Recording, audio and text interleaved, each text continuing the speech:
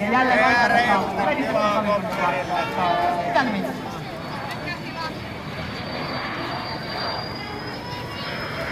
Salpauslennon ammattilentojen opintolinjalta oppilasvaltuutetun peränimetehtiin valtuutetun liikenteeseen ja koulutarjoatuksen koulutusta sekä tähtää yksittäiseen lupakkirjaan tai kelpuutukseen.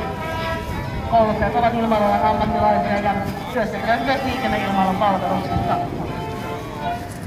Koulussa on kalusta 9 Cessna-102 lentokonetta, 2 C-172 lentokonetta ja 2 Piper Turbo RO-lentokonetta. Moottorikoulussa käytetään 3 Fiskras-Silvia ja C-142-konetta ja 1 Cessna-107 lentokonetta. Ja ei ehkä ollut yllättävää, mutta samat koneet sitten ovat säännöllisesti palveluksessa, joten sitä kautta päästään. Kaupankäytössä aivan kaikissa yhteisissä liikelöitöissä säännöllisesti kanssa. Moni kaupankäytössä valmiusoppilaat työskentelee siellä ensimmäisenä työpaikkana.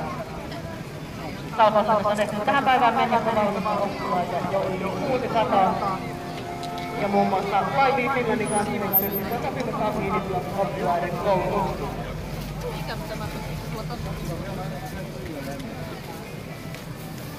Mami.